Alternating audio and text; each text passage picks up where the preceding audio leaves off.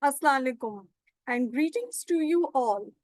This is Sabina Victor and welcome to the last session from the free online sessions by Impart. I hope you find the presentation on effective classroom management beneficial in your teaching practice. So without further delay, let's move to the presentation.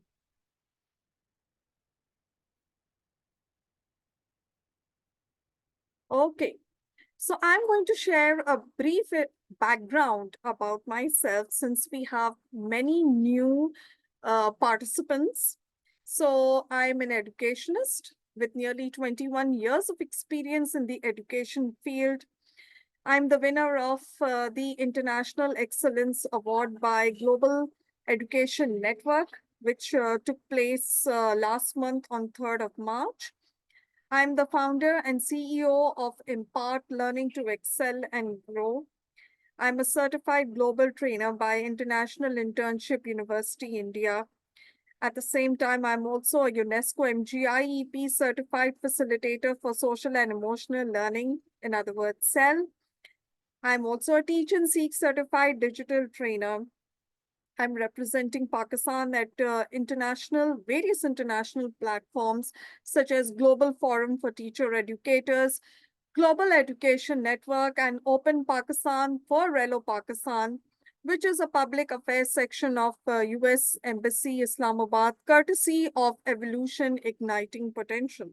So that's it about me.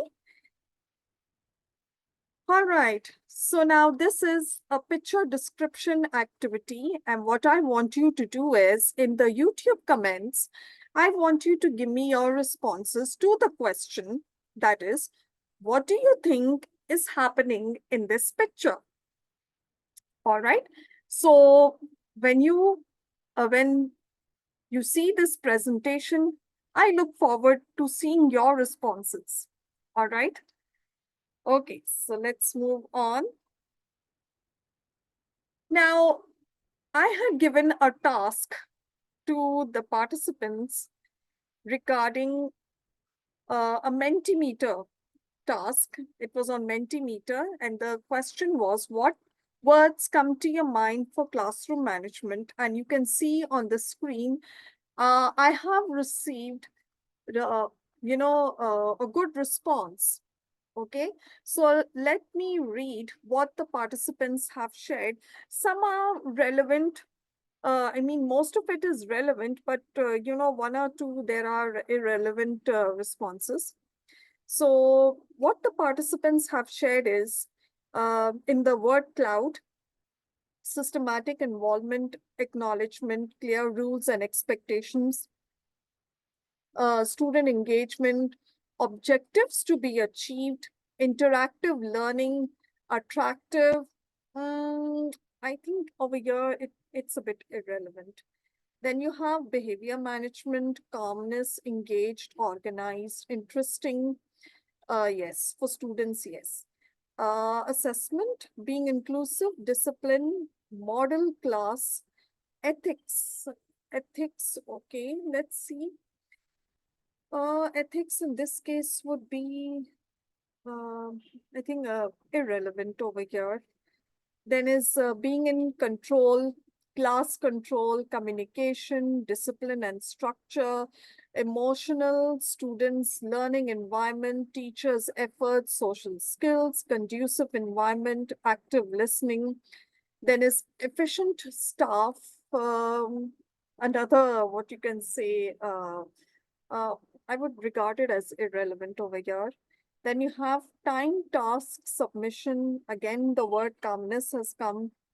Calm teaching environment. Okay, so this is what the teachers have given me in their response. So moving on.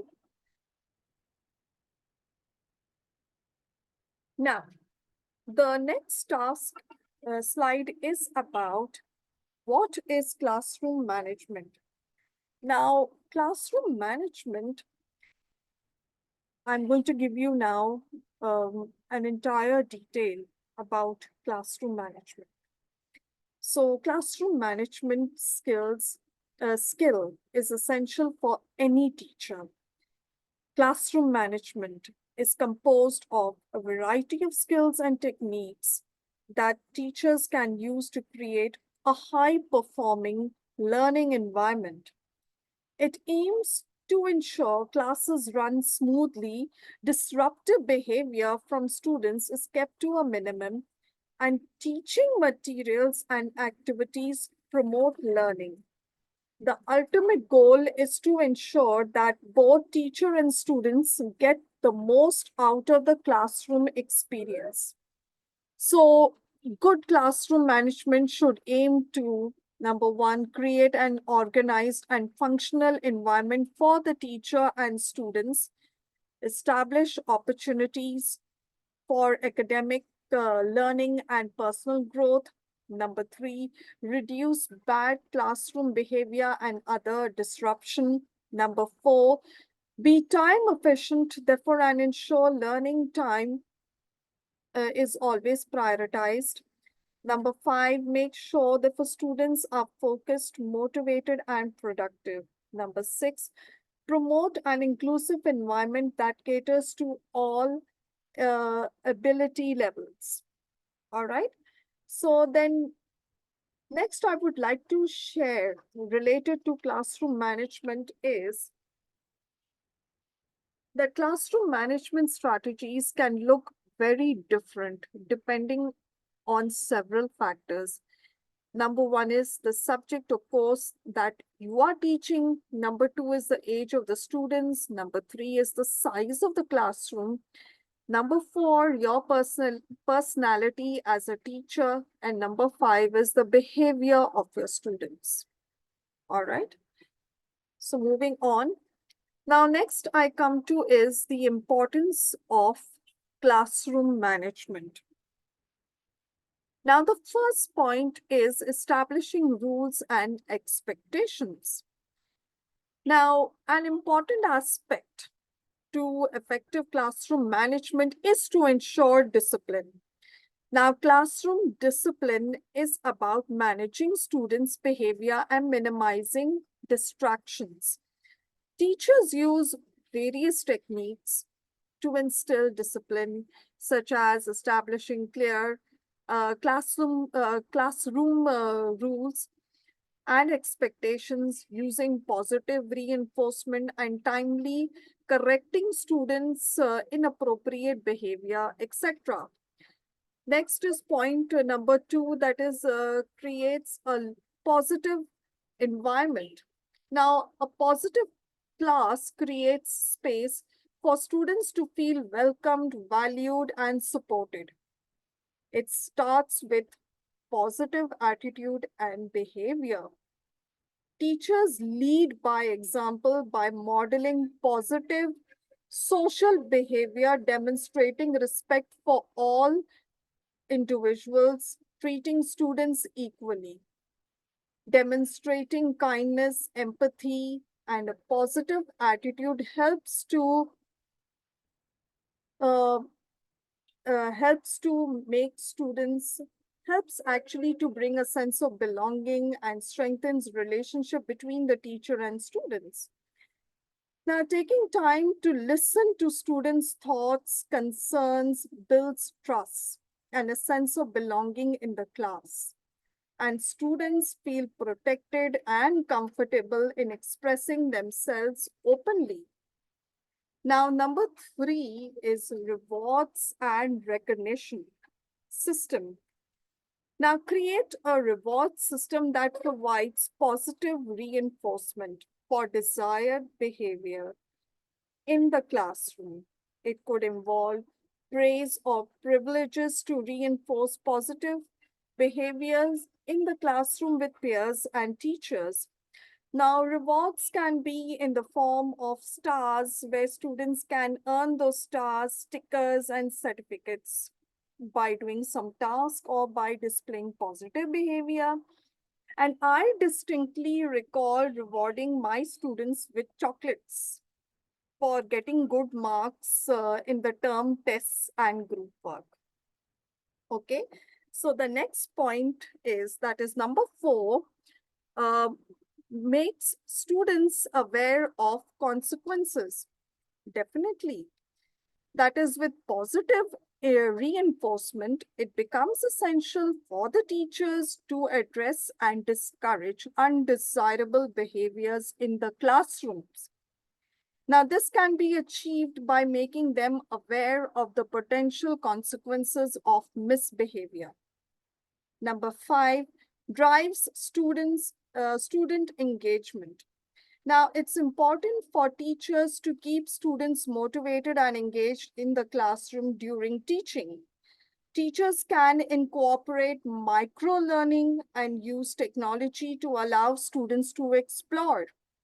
Active listening strategies such as group discussions, role plays, project works, etc., can foster critical thinking, problem solving, and collaboration skills among students. Number six is classroom organization. Now, classroom organization is the process of arranging resources and materials to optimize or increase active learning process. Classroom organization includes identifying classroom schedules, creating an attractive and stimulating learning environment, and ensuring effective use of classroom space. Seating arrangement too helps to reduce disruptive behaviors. And number seven, that is encourage open communication. Teachers need to create a safe, inclusive, and non-judgmental environmental space where students actually feel comfortable in communicating with peers and the teacher. Now, this requires the teachers to create clear guidelines for open communication. Students should be provided with opportunities to share opinions, then is ask questions through class discussions, presentations, and debates. Effective classroom management skills also involve establishing a regular communication channel with parents using emails, parent-teacher meetings, and online tools such as WhatsApp, Zoom, or Google Meet. Now, parents need to be updated about their child or children's performance and behavior. Okay. So I move on to the next slide. That is the characteristics of an effective and ineffective classrooms. Number one, under effective, it creates an environment that allows students to learn. And under ineffective, disruptive, chaotic classrooms leads to, teachers' stress and burnout. Number two, um, reduces poor behavior and distraction so that students are focused on learning. Okay.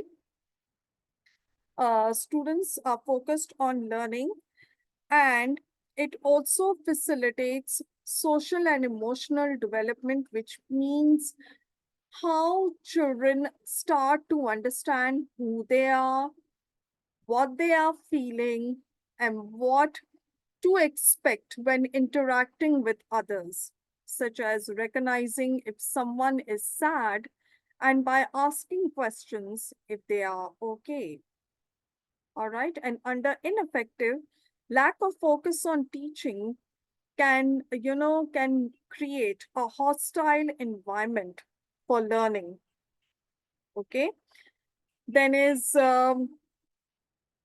number three over here, we have promotes positive interactions between peers and decreases bullying. Now, bullying over here means it's actually a repeated aggressive behavior where one person or a group of people in a position of power use words and actions against someone or a group of people, causing them distress and risk their well being. All right. Whereas Under ineffective classrooms, students are unclear of what is expected of them. Obviously, because the teacher must have not discussed what are the expectations of that person. Okay. Next is allows more time for to be focused on teaching and learning.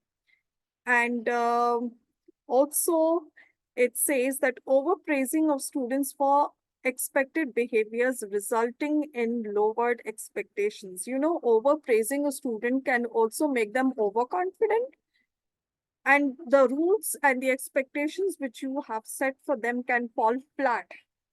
So always learn to praise students moderately. Then next I have is, sorry, that is my point number 5 is missing for effective, but yes, I will tell you what it is. As I said earlier, that it creates an environment that allows students, therefore, to learn because the rules are clear to them. They know what the teachers are expecting from them. And when under ineffective classrooms, when there are lack of rules, routines, and preparations, it's bound to create a chaotic, environment in the class. All right. So moving on. Now, next I come to is the causes of disruptive classrooms.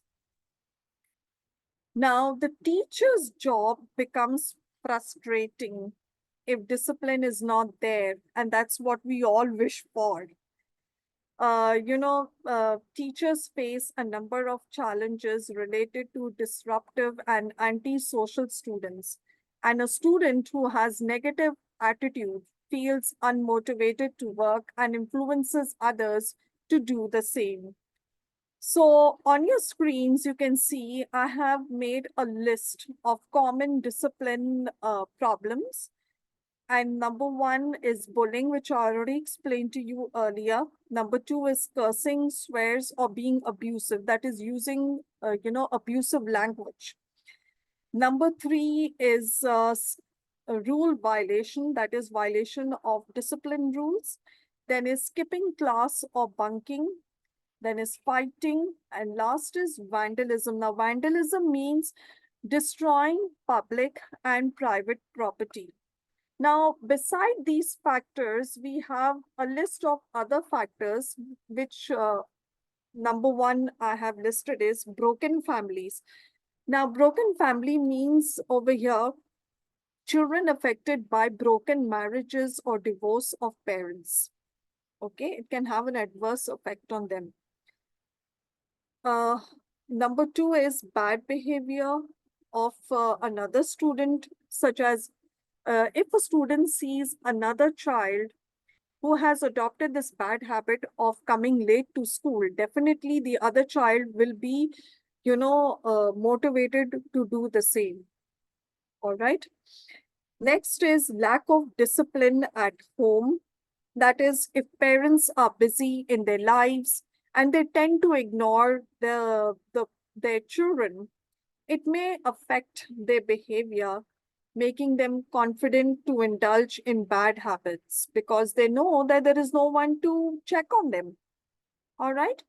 The next is lack of preparedness or poor teaching. Now, lack of preparedness over here I refer to is walking into the classroom without a without a lesson plan. And when this happens, obviously things are not going to work, accordingly. All right. Then is when rules are not enforced. Okay. Then comes, I have listed a few more things which I want to share with you, and it's not in the screen, but I'm sharing it with you. Next is favoritism. Indiscipline may be caused by teachers who favor some students in their teaching classroom, in their teaching and classroom management. And often students may see favoritism as an offense against them, which may lead to rebellion. Then we have is lack of communication between teacher and students. Next is the lack of leadership. That is when the teacher doesn't fulfill his or her role as a leader. This will make students, you know, then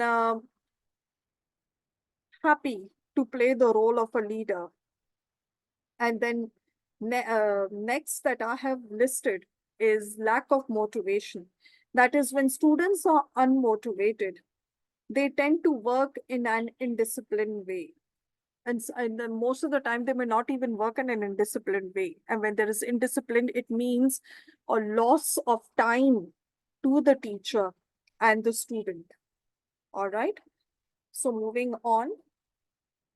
Now, I had given a similar task to the teachers, that is to rank, you know, what are the main causes of disruptive classrooms. And you can see on your screen, and this task was actually carried out a Mentimeter. So this is what the response I have got from the teachers, my participants. All right.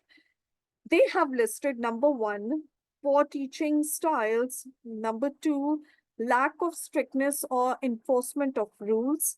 Number three, lack of discipline at home. Number four, skipping classes. Number five, bullying. Number six, fighting. Number seven, bad company. Number eight, broken families. Number nine, swears. And number 10, vandalism. Okay, next. Now I come to a very important segment of my presentation, and those are the strategies for teachers. All right, so let's move on to the strategies. Number one.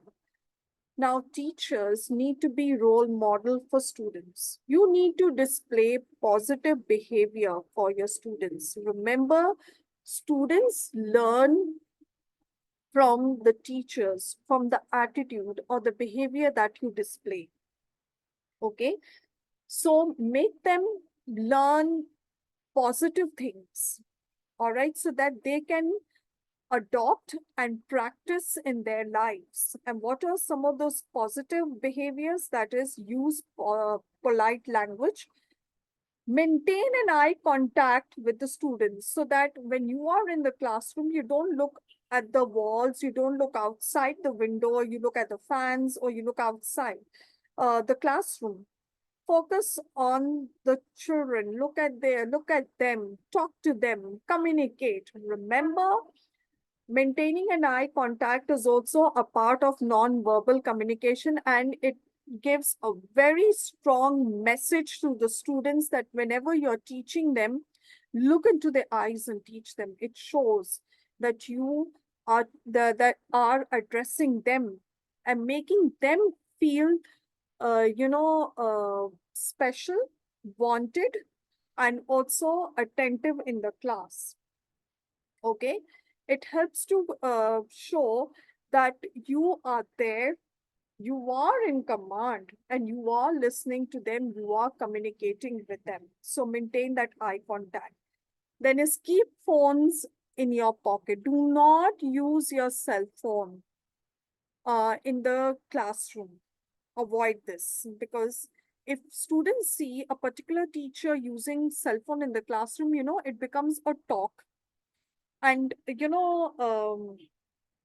I used to come across such conversations in the classroom where teachers used to discuss and say that Falani Dimkani teacher ne aaj, students literally, I used to hear this coming with these messages in the classroom, ke Falani teacher ne aaj cell phone nikal ke, she was talking to his or her family members, or patani chatting on WhatsApp or some social media. So please don't do this in front of them. Okay, then let one another speak uninterrupted. Give students where you have been given the opportunity to communicate, give the same opportunity to the students to even communicate without interruption. All right. And Next is raise concerns about one another's statements in a respectful manner. In case if there are some concerns related to the lessons or behavior, give space to the children to express themselves.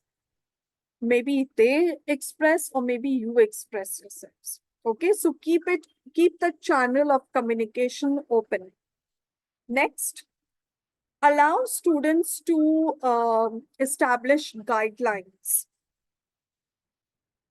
Okay, that is, encourage students to help you build expectations and rules.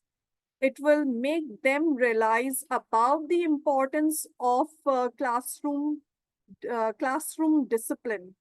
And this can be done, at the start of the new term, new school year, by asking them what they believe should be the ideal or appropriate classroom behavior, and set the rules through discussions and mutual agreement. Okay, so since this video is being recorded in the month of April, you see this is the end of the school term.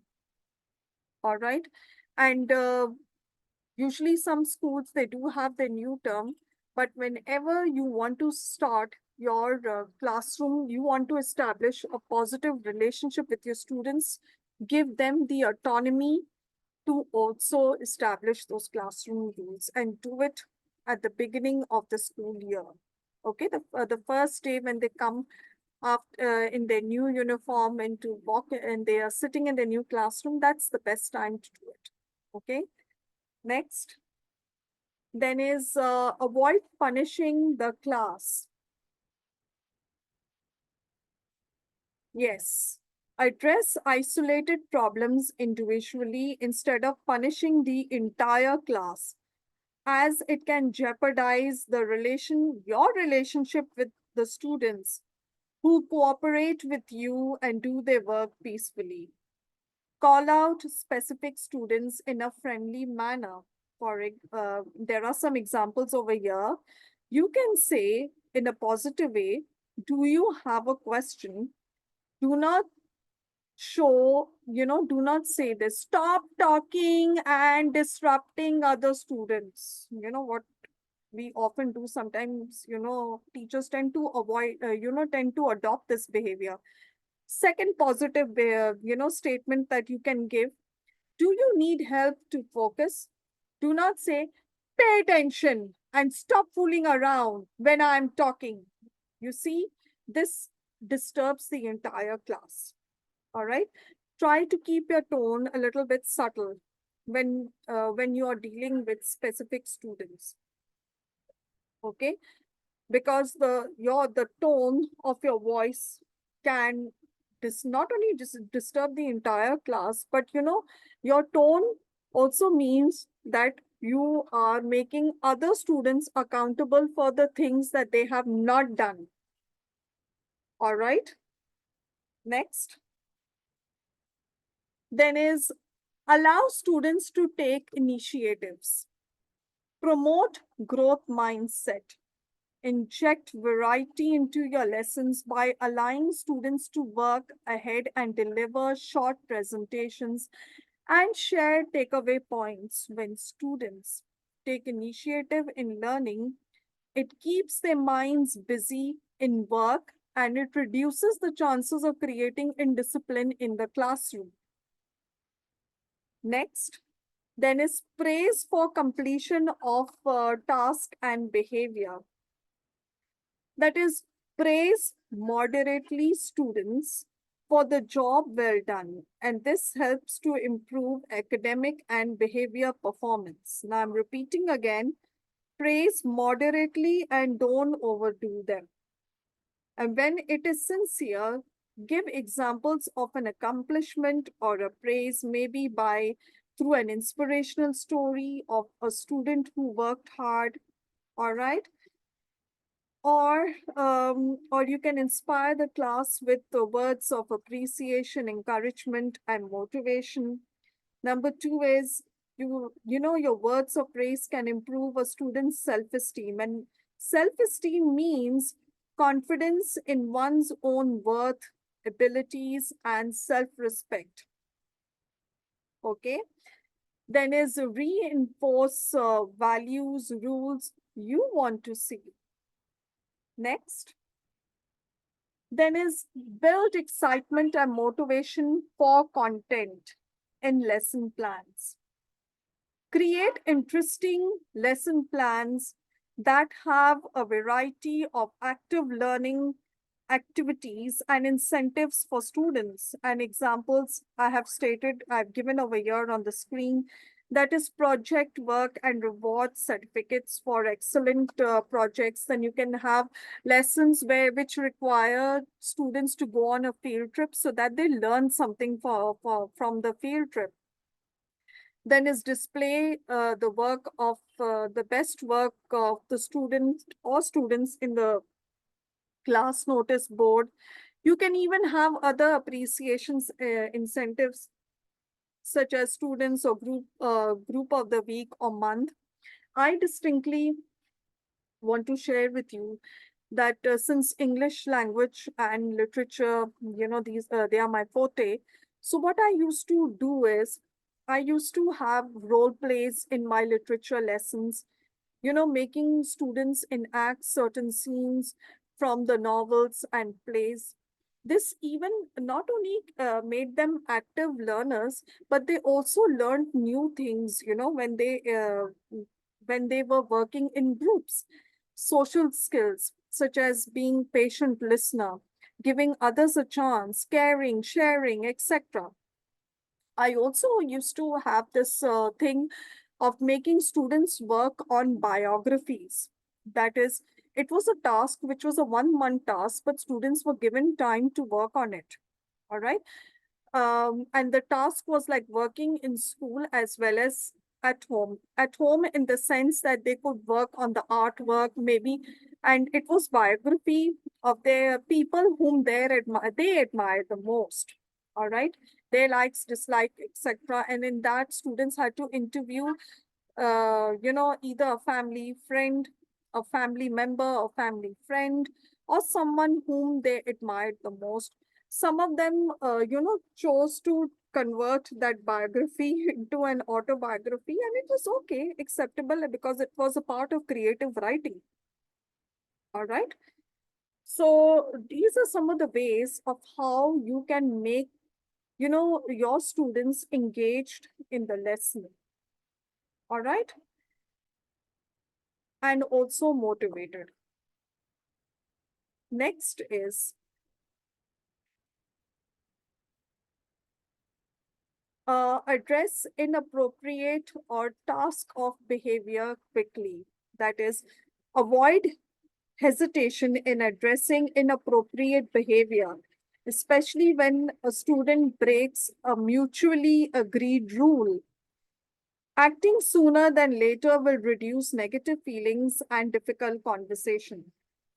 But keep in mind, it's usually best to talk to students in private. Research states that punishing students in front of the peers limits their value. So, and it can also jeopardize your relationship with that student. Okay.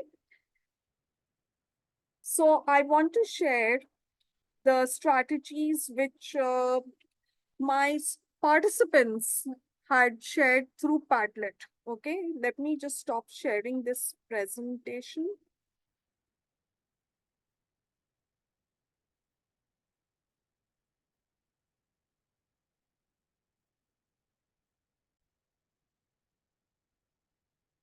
All right.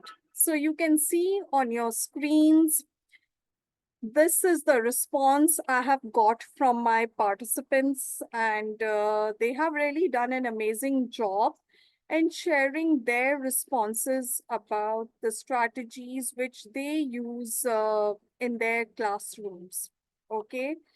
So see in your screen, some of them was so enthusiastic to, though I asked them not to give me detailed answers, but I had some of them giving, like Sadia, like gave me a detailed response. All right. So they have done an amazing job over here. Okay, so good. And I will just read one response, all right, from this list. Okay, though I appreciate everyone, please do not get offended if I'm not reading all the responses. Due to less time, I'm just reading one response. But you can see I have clearly shared on the screen, your names are visible, and I'm thankful to all of you for participating in this particular activity. So let me read Dr. Adil Ansari's response. My students are at university level, and it is so, and it and so it does naturally involve communication and feedback from the teacher's side. Most of the time, if you just listen to them and encourage, motivate them, they transform themselves automatically, or at least be honest with you over why they become irregular or disruptive. Primarily, it has always been either unstable or disruptive family backgrounds, or they are doing second jobs. So I allow some relaxation. So that's a good response from Dr. Adil Ansari. Let's take one more response, and this is of Miss Munira Murtaza. And she says that be fair, positive, and consistent, be the kind of person young people can like and trust. Firm, fair, and friendly, courteous, and enthusiastic and confident. Keep your sense of humor. Keep your classroom orderly. Maintain a cheerful and attractive classroom rather than a disorderly one, uh, which might encourage disruptive behavior. So you see, wonderful responses. So a clap for you all. Good. I'm impressed.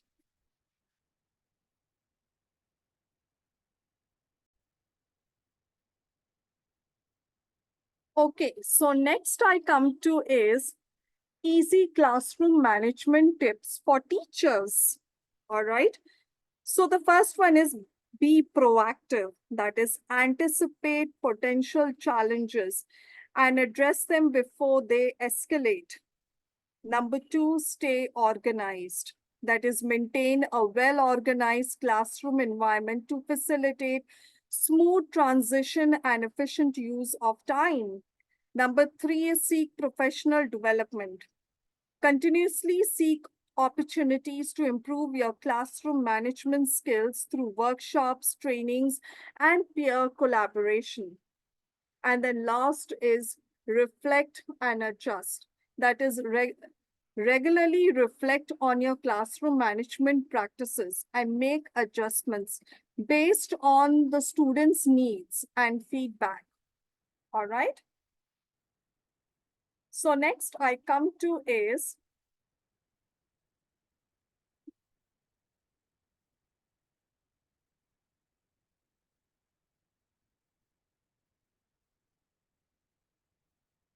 my experience. All right. And I am feeling now nostalgic. Okay. Uh, I started my teaching career in 1999, right after I had completed my Bachelor of Arts from St. Joseph's. It was a government college in those days. But I had a wonderful, and I'm still having a wonderful experience, where teaching and learning and also now training teachers is concerned. So I began my career by as a substitute teacher at St. Joseph's school, and I learned, through my experiences, how to work with teachers and students. I worked for various schools at various destinations. I worked for St. Lawrence Convent Girls School. Then my principal of St. Lawrence Convent Girls School encouraged me to do my B.Ed, and I did my B.Ed from Notre Dame Institute of Education, which is, which in those days was affiliated with Australian Catholic University. So I have international graduate certificate and a B.Ed certificate that is from Australian Catholic University. And right after that, my teaching, during my B.Ed, my teaching practice, was at Mama Parsi Girls Secondary School. And I was given the Cambridge section to teach, and I accepted it as a challenge. And I did a marvelous job according to the teachers who had observed me. Yes, I had failures. I'm not going to give you a rosy picture about myself. Yes, I have faced challenges. I even been through phases where my one lesson was rejected by the teacher because of some reason. I think most probably because of my teaching resources, but I never gave up. I got an A plus in my teaching practice, and in my B.Ed, I got an A grade. And when I had completed my course, I was offered a job immediately by Mama Parsi for the Cambridge section, where I worked there for 5 years, teaching English language and literature to the students from classes 6 to classes 9. And I developed a wonderful bond with my students. And that bond was because I never knew about it, but how did I get to know that the students were actually quite attached to me, and this was told to be by my coordinator, the English coordinator, because I taught her daughter. I even had students who were relatives of the principal, all right, and the nieces, all right, especially the nieces of the principal. So one day they met at a party at the coordinator's house, and they started discussing me. And my coordinator was just quietly listening to the conversation. And they were talking about my teaching styles, about my way of, my friendly behavior, and also giving them opportunities to talk to me, to approach me related to advice, suggestions, and even private talks. I've had students walking into the staff room sharing about the demise of their grandparents. Then is a student who came to me and she wanted help regarding her homework. I had students who even walked into the staff room to even talk about, giving an extension in the classwork, which I did. All right.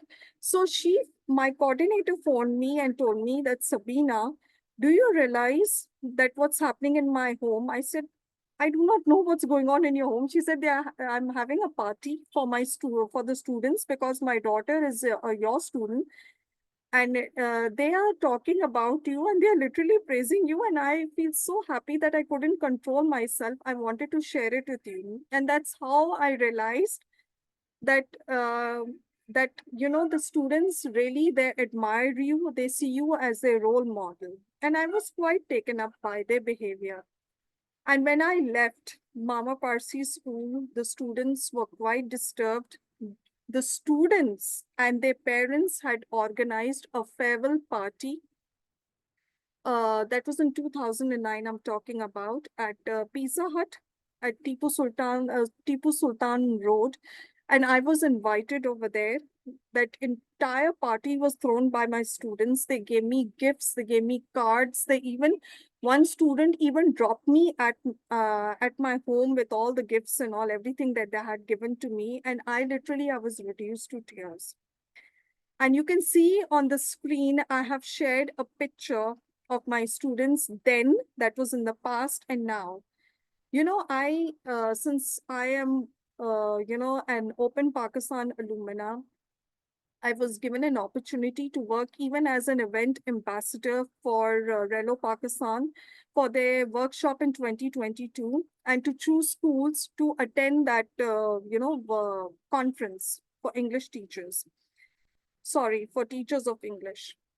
So I went to Mama Parsi and I was surprised that the student whom I taught in the past has now become a math teacher. And you can see now on the screen, I took a picture with her. Her name is Miss Bushra Nagaria, a wonderful student. And she was so happy to meet me. And I never expected her that even after I completed my task at the school, she came with me, dropped me at the school gate, and made sure that I got transport to go back home. And after this, I have worked for many other schools. I have worked at Habib Girls School as a coordinator. I worked at Army Public School as a senior headmistress for SSC O levels and as well as the acting principal.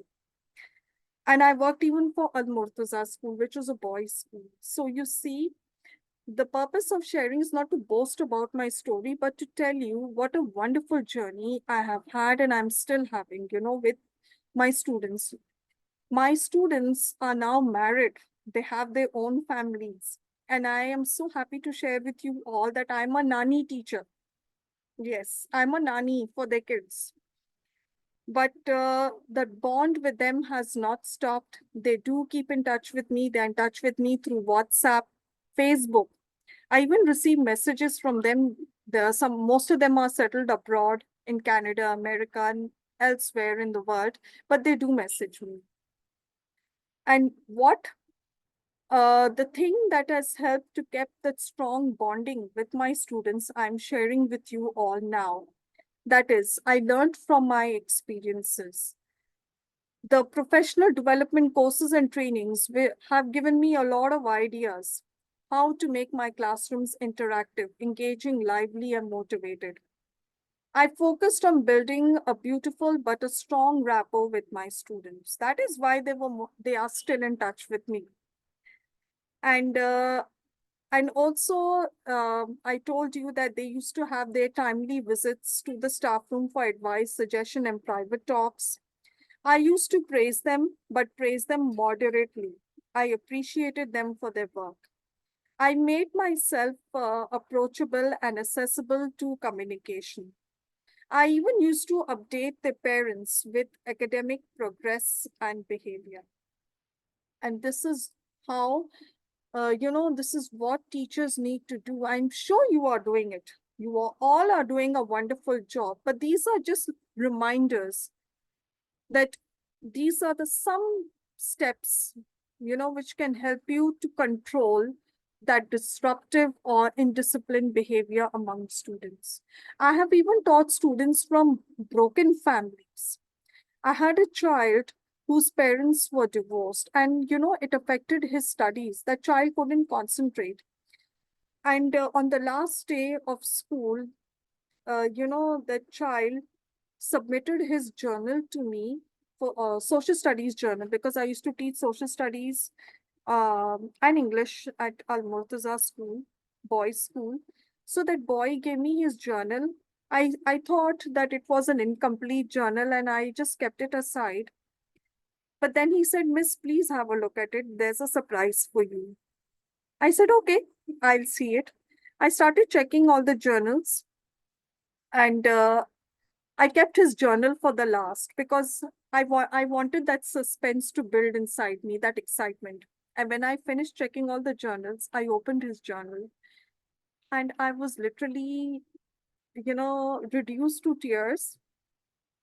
I had tears. I was tears of joy, not sadness, but tears of joy, because the child had given me a completed journal. And I even then updated the headmistress about this child's progress. And I said, see, this child needs to be appreciated for submitting a complete journal. And then the headmistress told me that, Miss Sabina, he did the same thing for me, for my subject too. And she asked me what happened, how this child has changed. I said, most probably I have given that child the space to come and share and open up to me where the problems were occurring related to his studies. I even gave him grace time to complete his work. And also, I was also empathetic, kind, and polite with him. most probably these sort of behaviors brought in a change in that child. And this is what you all need to do. All right. So moving on, I come to now the conclusion of my presentation. For the recap of key points, I will say effective classroom management is crucial for creating a positive learning environment where students can thrive academically and socially. Call to action. By implementing clear expectations, consistent discipline, and positive reinforcement, and engaging instruction, teachers can foster a classroom culture conducive to students' success. And in the closing remarks, I will say, let's continue to learn on how to make our classrooms effective environments for learning and addressing disruptive behaviors. So with this, my presentation comes to an end. If you have questions or queries related to the presentation, you are most welcome to approach me through WhatsApp. Till then, take good care of yourself, and I hope you continue to learn from Impart platform. And I hope this presentation has been fruitful and beneficial for you. And I would love to hear your feedback um, through Padlet for the entire free online sessions. So wait for my further instructions. So till then, take good care of yourselves. Happy learning and best wishes to you all for your future endeavors. Bye bye.